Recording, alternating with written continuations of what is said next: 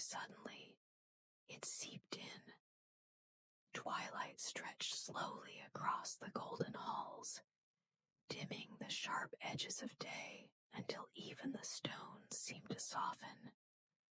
Fires were lit one by one, their glow reflected in polished shields and quiet eyes. The gods gathered as they always had, bound by habit more than harmony. Loki arrived last. He paused at the threshold, letting the warmth brush his skin without stepping fully into it. The firelight revealed his shape only in fragments. A hand, the curve of a shoulder, the glint of an eye that never quite settled. He preferred it this way, half seen, half known. Inside the hall, voices blended together. Thor's laughter rolled heavy and careless, echoing against pillars carved with victories long past. Odin sat at the high seat, still as stone, his single eye reflecting not the fire, but something far beyond it. Frigg moved among them like a quiet current. Her presence felt more than heard. No one looked toward the door. They never did. Not until Loki chose to be noticed. He stepped forward, and the fire leaned toward him as if curious. Shadows rearranged themselves around his feet, unsure where to rest. His smile appeared slowly, not playful, not cruel, observant. Loki had always watched before he spoke. He took his place among them without ceremony, his voice low when it finally came, slipping easily between words already spoken. "Something is changing," he murmured. No one answered, yet the hall stilled, just enough. Beyond Asgard, the 9 worlds shifted in their sleep. In Midgard, men turned restlessly in their beds, troubled by dreams they would forget by morning. In Jotunheim, ancient stones groaned beneath the frost, remembering older promises.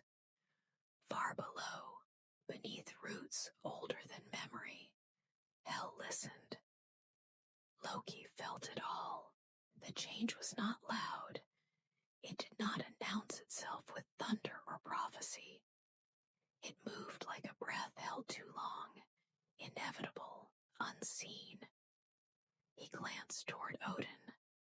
Their eyes met for a fraction of a moment, and in that silence lay centuries of shared paths and unspoken truths. Odin did not question him. He never had. He knew better than to ask Loki for certainty. Loki looked away first. He remembered the beginning, though beginnings were rarely spoken of. Born not of Asgard, but of Jotunheim, son of Loki, raised among gods who would never let him forget he did not belong. Brother to Thor by oath, not blood. Companion to Odin by choice, not trust. He had learned early that belonging was a fragile thing. The fire cracked softly. Loki's gaze followed the flame as it shifted, bending and reshaping itself moment by moment. Fire understood him. It never stayed the same, yet it was always itself. Somewhere deep within the roots of Yggdrasil, something tightened. Loki rose quietly from his seat. No one stopped him. No one ever did. He moved toward the open air, where the night waited, vast, endless, patient. The stars watched him. They always had. He breathed in the cold, feeling the weight of what was coming settle comfortably across his shoulders. Not fear,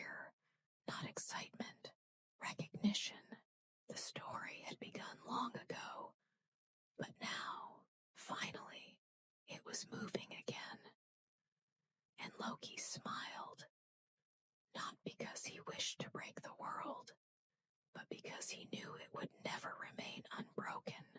Morning in Asgard arrived without birdsong.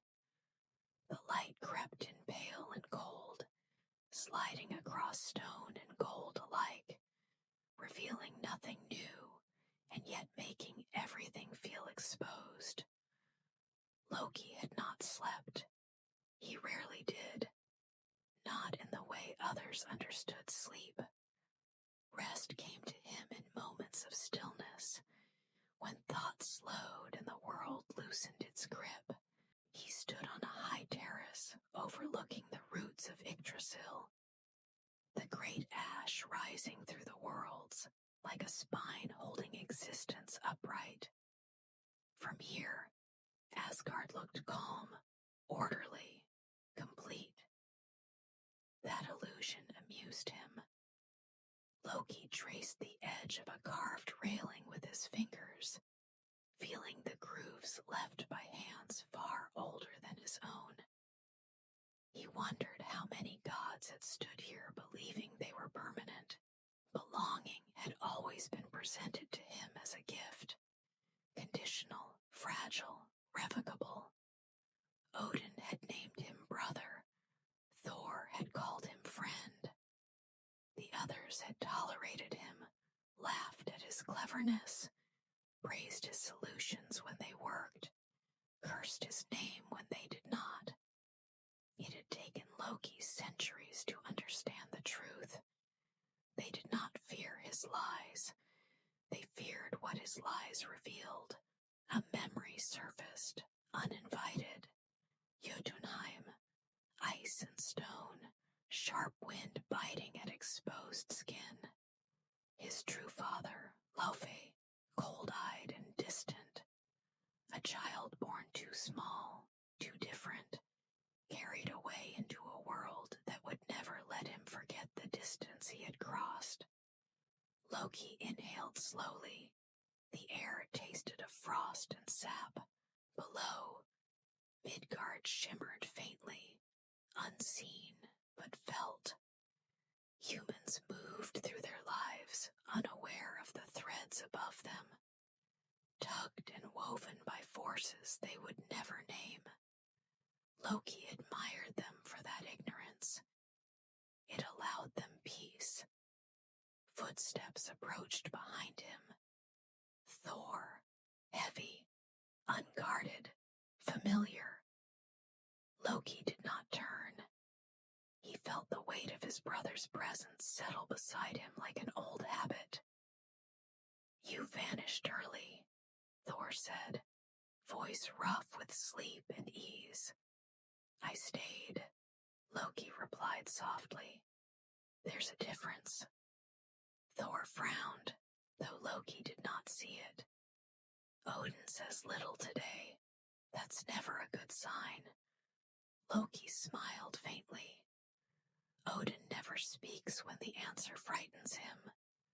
Thor laughed once, uneasy. "You always say that. And I am always right." Silence stretched between them, not hostile, not warm. Loki wondered, not for the first time, if Thor sensed the distance growing, or if he simply refused to look. When Thor left, Loki remained. The roots of Yggdrasil pulsed gently beneath him. Somewhere within them, something ancient stirred. A ripple traveled through the branches, subtle but undeniable. The worlds were listening. Loki closed his eyes, feeling the shape of what was coming take form around him. Not fate, not prophecy, something older and simpler. Choice. For the first time in a long while, Loki did not feel like an observer standing between paths. He felt like a part of the turning itself. And that realization, more than any chain or curse, unsettled him. The roots of Yggdrasil were never still. They only appeared so to those who did not know how to listen. Beneath bark older than memory, beneath soil layered with centuries of fallen belief, the great ash breathed slowly, expanding, contracting, carrying whispers from one world to another. Loki walked where few chose to linger. The light here was dim and filtered, as if the world itself hesitated to fully reveal what lived below. Pale fungi clung to stone. Water dripped softly from unseen heights, each sound measured, patient. Loki moved without haste, his steps guided not by sight, but by familiarity. He had always known how to find places others avoided. The roots pulsed faintly as he passed. He rested his palm against one of them and felt the tremor beneath the surface. Not fear, not pain, but awareness. Yggdrasil knew him. It remembered every time he had crossed its boundaries, every truth he had bent, every consequence that followed. Loki closed his eyes. Images surfaced unbidden. A golden hall shaking with laughter. A feast turned sour by a single well-placed word. A giant's gaze lingering too long. A promise spoken lightly, then remembered far too late.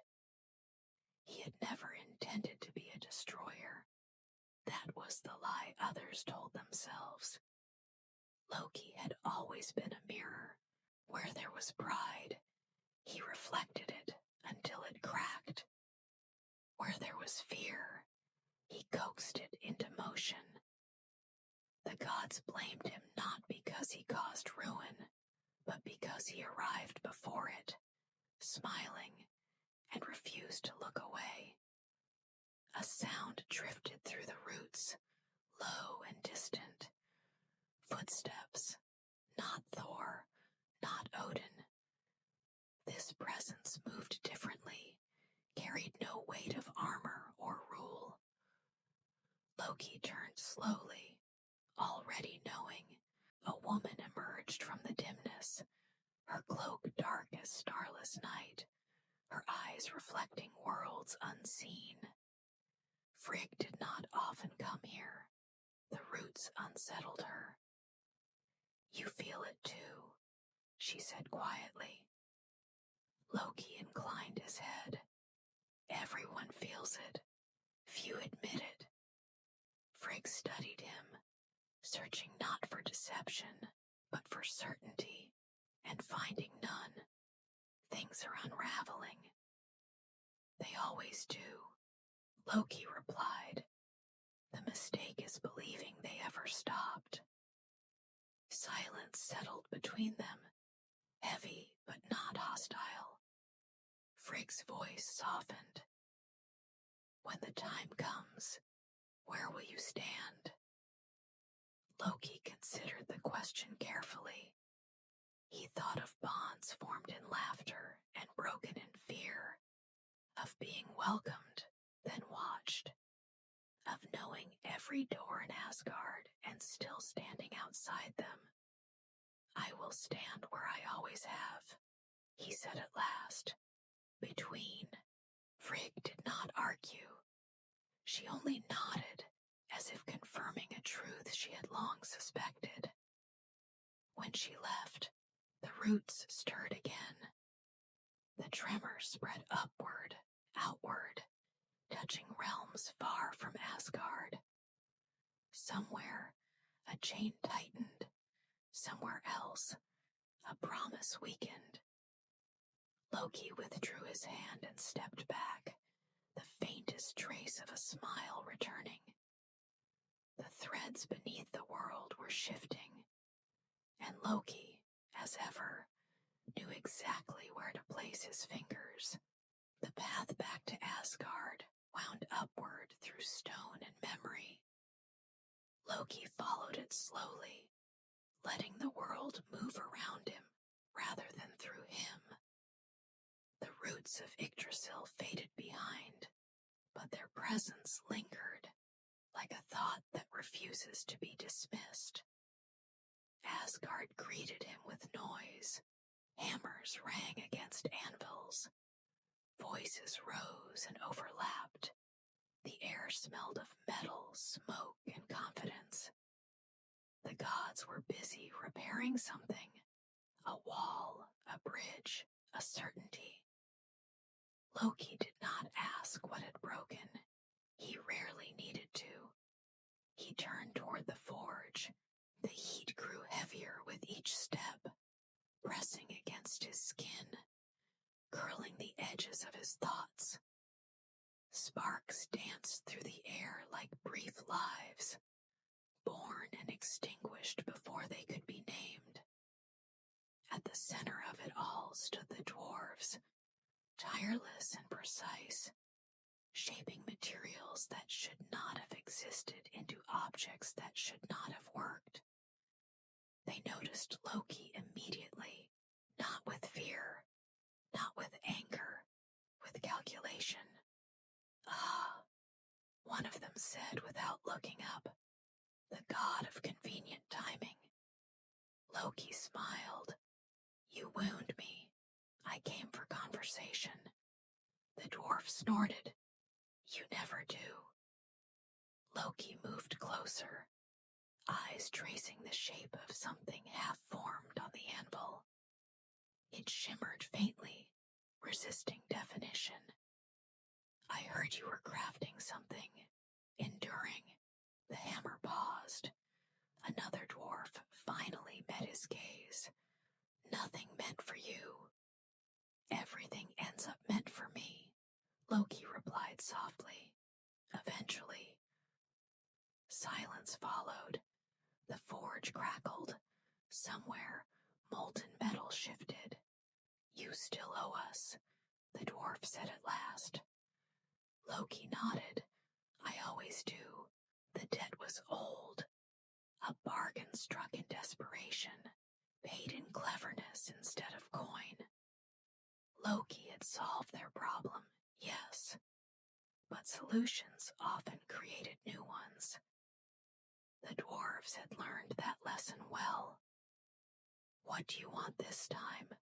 Loki asked. The dwarf leaned closer, lowering his voice. "Information." Loki's smile thinned. "Careful. That's the most expensive thing I have." "The chains," the dwarf said. "They won't hold forever." Loki felt the words settle, heavy and deliberate. He did not react. He never did when something mattered. "No chain does," he replied. The dwarf studied him. "When they break, what happens then?" Loki straightened, the forge's glow catching in his eyes. "Then everyone learns whether they bound the right thing." He turned to leave before they could ask more. Questions, once invited, rarely knew when to stop. Outside, the sky darkened earlier than it should have. Clouds gathered without wind. Thunder murmured far away, unsettled. Loki paused, looking up. Some favors were not meant to be repaid. Some were meant to be collected. Night settled over Asgard like a held breath. The clouds that had gathered earlier did not break. They hung low and unmoving, pressing against the sky as if waiting for permission. Loki walked alone along the outer paths, where the walls thinned and the sound of the city softened into distant murmurs. This was where Asgard forgot to watch itself. He preferred it here, below, far beyond sight. Midgard slept. Above, stars watched without comment. Between them, Loki moved through a silence that felt deliberate, the kind that arrives before something decides to speak. A faint vibration passed through the stone beneath his feet. He stopped. The sensation came again, stronger this time. Not thunder, not footsteps. A rhythm, slow and measured, like a heartbeat too large for any single body. Loki knelt, pressing his palm to the cold surface, and listened. From deep within the earth, a sound answered him. A low exhale, a restrained growl. Fenrir, the wolf's presence, had always been difficult to ignore once sensed. Bound though he was, his existence radiated outward, touching nerves the gods pretended not to have. Loki felt it more clearly than most. Blood recognized blood, even when fate insisted otherwise. Memories surfaced. A young wolf's eyes, bright with trust and hunger. The feel of coarse fur beneath Loki's fingers. The lies told gently, wrapped in kindness, offered not out of malice but necessity. He had told himself that often. Necessity. The gods had called it prudence. Loki had called it survival. Fenrir had called it betrayal, though he never used words. The vibration grew sharper, edged with frustration. They fear you. Loki murmured to the stone, his voice barely audible, and fear always chooses chains. The wolf answered with silence, which was somehow louder. Loki rose slowly, turning his gaze toward the darkened horizon. He knew how this story ended. He had always known.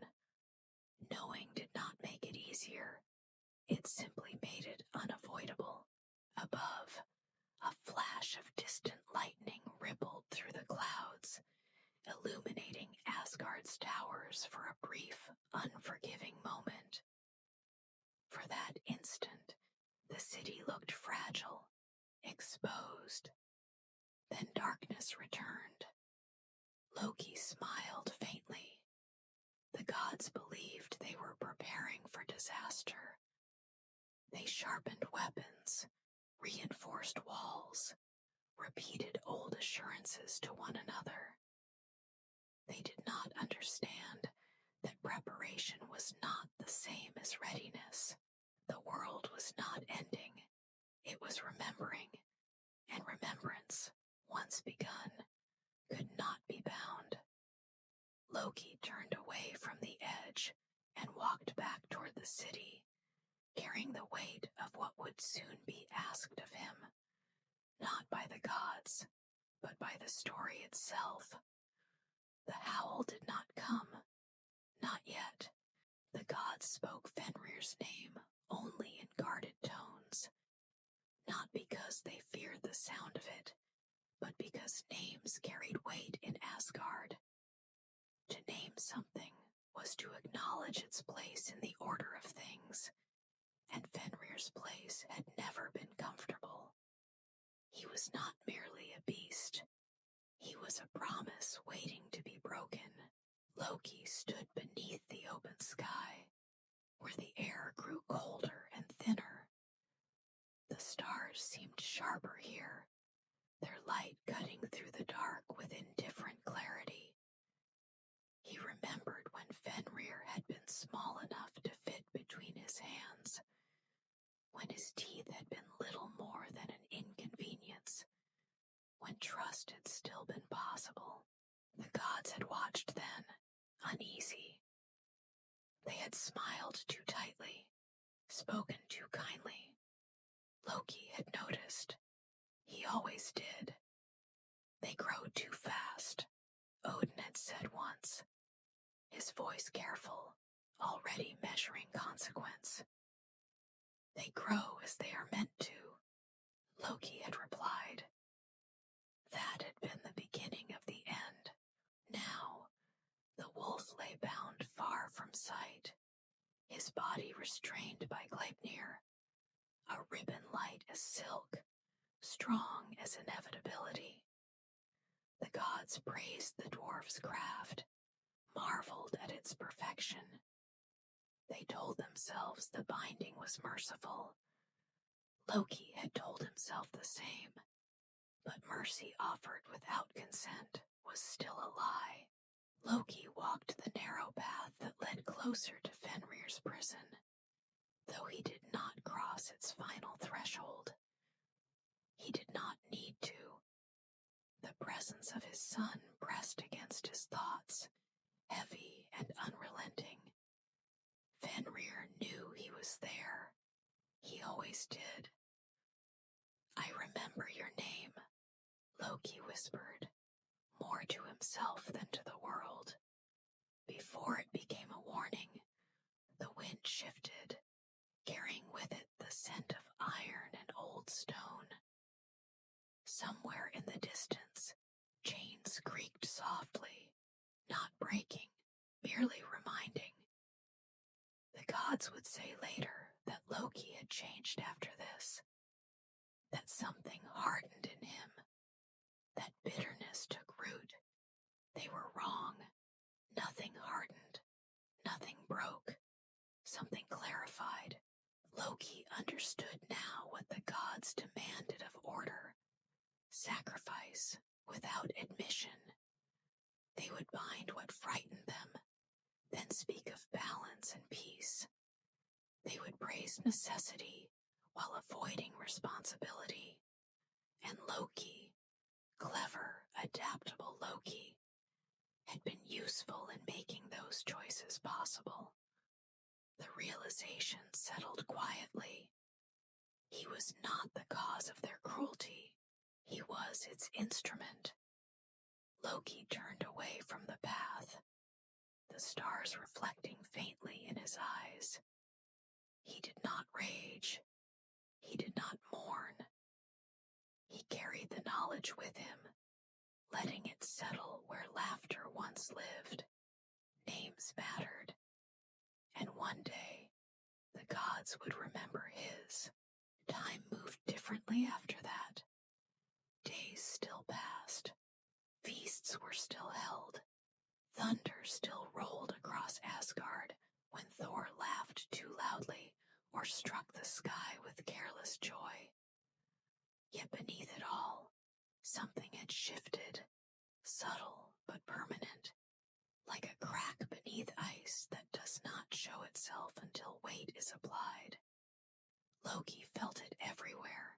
He felt it in the way the gods spoke more carefully around him, choosing their words as if they might cut themselves. He felt it in the way Odin's gaze lingered longer than before, no longer searching for cleverness, but for prediction. Loki did not offer any. He walked often now, wandering paths that led nowhere important. Corridors beneath halls, stairways carved for no one in particular. Places built when Asgard had believed itself eternal. These spaces remembered older silences, and Loki listened to them. One evening, as the sky dimmed into bruised purple and gray, the sound came. It was faint at first, a vibration more than a noise. Loki stopped mid-step, every instinct sharpening at once. He placed his hand against a stone column, feeling the tremor run through it like a pulse. Again, this time stronger. Somewhere far below, something strained. The gods would later say the chains broke because they were tested too often. They would blame time, fate, even Loki himself. But Loki knew the truth. Nothing breaks suddenly. Everything gives warning. The The sound traveled through Yggdrasil's roots, climbing upward, brushing against the edges of the worlds.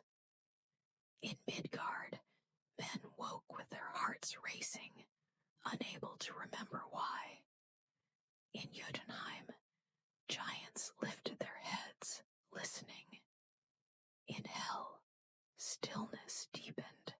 Loki breathed slowly, steadying himself. Fenrir was not free. Not yet. But the world had begun to answer him.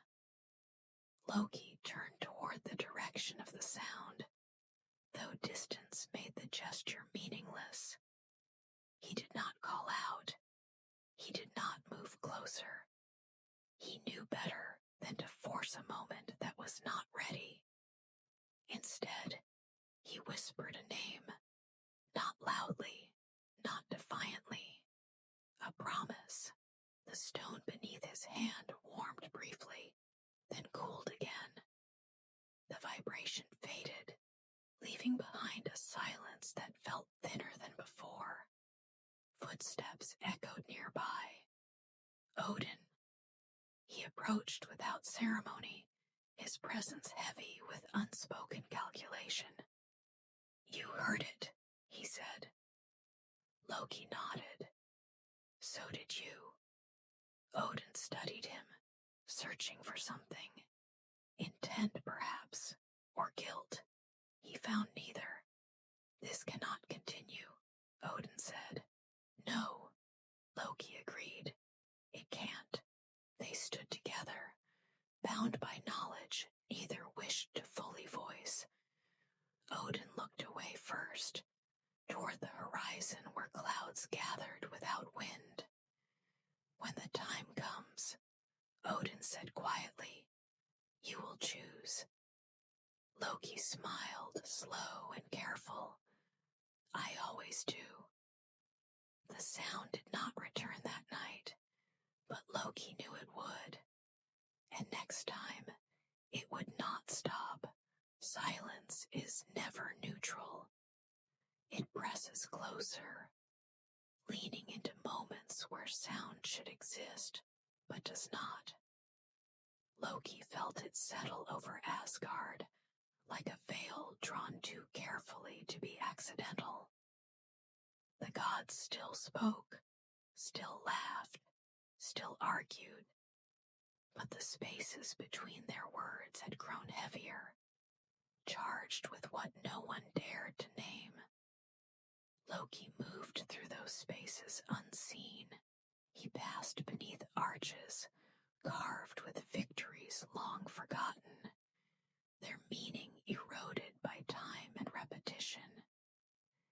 He crossed courtyards where warriors trained without joy, striking shields as if hoping the noise might drive something away.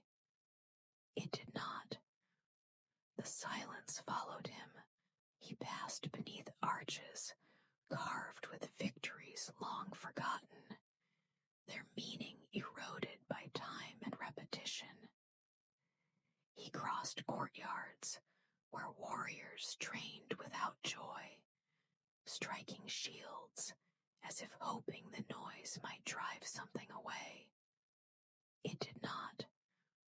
The silence followed him at the edge of Asgard, where stone gave way to sky. Loki stopped.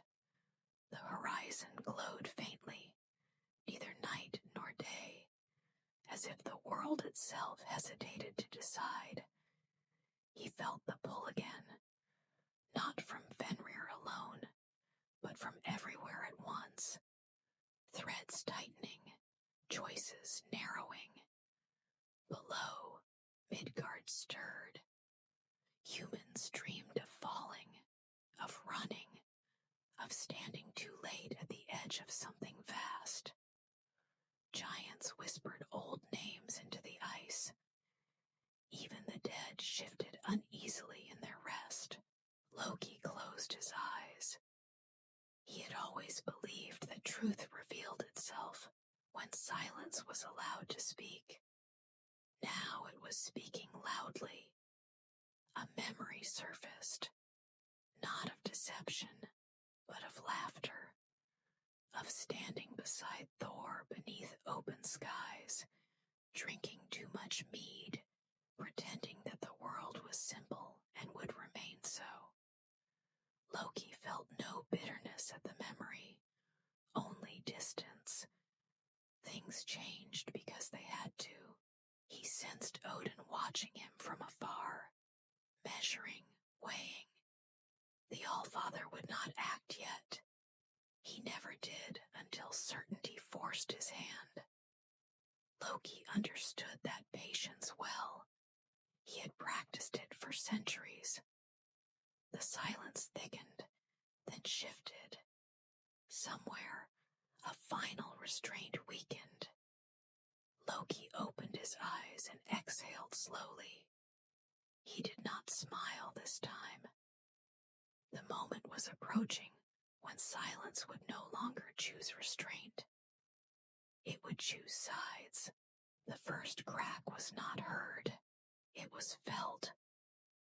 It traveled through Asgard like a thought no one wished to finish, brushing against pillars, settling in the marrow of stone. Loki stood still as it passed through him, recognizing the sensation instantly. Not surprise, not fear, confirmation, far below, where Gleipnir lay wrapped in careful lies and softer words. The binding weakened, not from force, but from truth. The ribbon had been woven from things that did not exist. The sound of a cat's footsteps, the beard of a woman, and like all such things, it relied on belief to remain whole. Belief was fading. Loki's breath slowed. He did not move toward Fenrir. He did not call out. He had learned long ago that freedom, once rushed, turned brittle. This moment required stillness. Around him, Asgard reacted without understanding. Guards tightened their grips on spears. Messengers ran with urgency, but no clarity. Odin withdrew into thought, his silence sharpening into resolve. Loki felt their attention turn toward him. He had always known this would happen. When order trembled, the gods looked first to the one who walked outside it. They searched his face for intent, for guilt, for some admission that might simplify what was happening. Loki offered them nothing. Instead, he looked inward. He remembered every choice that had led here, every small adjustment, every truth bent just enough to avoid breaking, every kindness mistaken for manipulation. He remembered loving his children in a world that had already decided what they would become. He remembered standing beside the gods as they congratulated themselves on their wisdom. This was not betrayal. It was completion. The second crack came louder. Stone shifted. The air trembled. Somewhere deep beneath the worlds, a restrained fury inhaled for the first time in ages. Loki closed his eyes. When he opened them again, his gaze was steady. Odin approached, his presence heavy with inevitability. If this happens, he said, not asking, there will be no return. Loki inclined his head. There never is. They stood facing one another, architect and reflection, ruler and reminder. Odin searched Loki's face one last time, perhaps hoping to find hesitation. He did not. The sound of breaking followed, unmistakable now. Not chaos, release. Loki turned away before Odin could speak again. Some conversations ended before words were formed. He walked calmly toward the edge of Asgard, the world unfolding beneath him. Behind him, chains failed. Ahead, fate moved. And Loki stepped forward, exactly where he had always been meant to stand. The world did not end all at once. That was the lie men would later tell themselves. That Ragnarok arrived as a single moment, loud and final, burning everything it touched. Loki knew better. Endings, like beginnings, unfolded gradually, revealing themselves only to those willing to remain awake. Asgard trembled, but it did not fall. Not yet. Smoke rose from distant towers, carried by winds that no longer followed familiar paths. The sky fractured into colors that had no names, light bending where it should not have bent. Gods moved through the chaos with a purpose sharpened by fear, clinging to roles defined long before they had chosen them. Loki walked freely among it all. No one tried to stop him. Some avoided his gaze.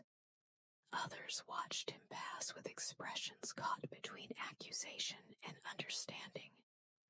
A few, very few, nodded, not in agreement, but in recognition. They had always known this path existed. They had simply hoped never to walk it. The wolf ran. Fenrir's movement was not wild, not blind. It was precise, measured, inevitable. Each step reshaped the ground beneath him, not out of hatred, but out of truth long denied.